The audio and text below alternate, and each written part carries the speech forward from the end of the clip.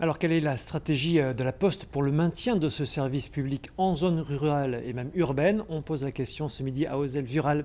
Bonjour, merci d'être avec nous. Vous êtes directeur de Bonjour. territoire du groupe La Poste dans les Pyrénées-Atlantiques, en direct de Bayonne. Comment justifier des fermetures de bureaux de poste à l'heure où les citoyens demandent plus de services publics?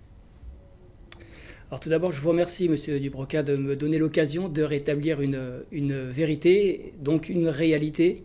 Et là, je m'adresse directement aux habitants des Aldudes et de la vallée. Il n'y a aucun projet de fermeture sur les Aldudes. Bien au contraire, nous allons renforcer notre présence postale en concertation et en partenariat, effectivement, avec Monsieur le maire, Monsieur Bertrand Arispe, qui a tout compris sur les enjeux de notre présence postale. Mais pour autant, Juste il n'y une aura petite plus de indication. bureau de poste, c'est-à-dire le bureau dans lequel il y a tous les services postaux, contrairement à une agence ou à un relais postal.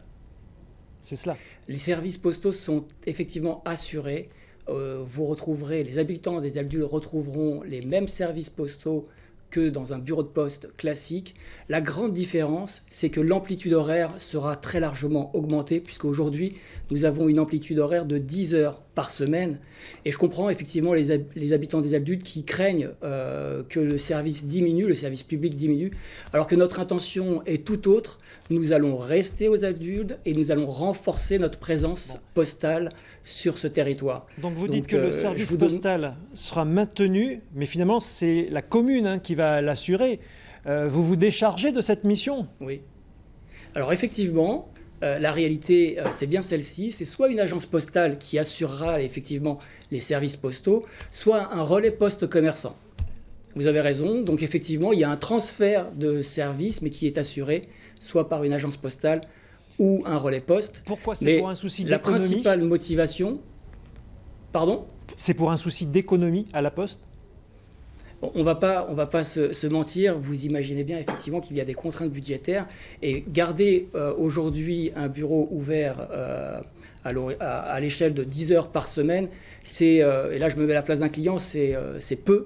Alors que là nous avons à travers un partenariat la possibilité de mieux servir nos clients et de mieux servir les administrés. En un mot, combien de cas similaires à celui-ci dans les Pyrénées-Atlantiques pour 2019, des fermetures de bureaux transformés en agences? Alors, ce que je peux vous dire, c'est que sur mon territoire du Pays Basque, en 2018, nous avons eu 8 transformations.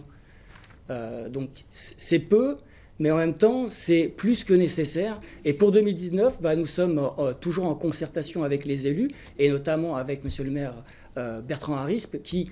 Je le répète, oui, il a tout compris dans les enjeux. Mais donc, pour vous donner un chiffre précis pour 2019, ce ne sera pas possible, mais probablement autour de la dizaine, en tout cas je l'espère, puisque tout ça, c'est dans l'intérêt de nos clients et des administrés. Merci Ozel-Vural pour ces précisions.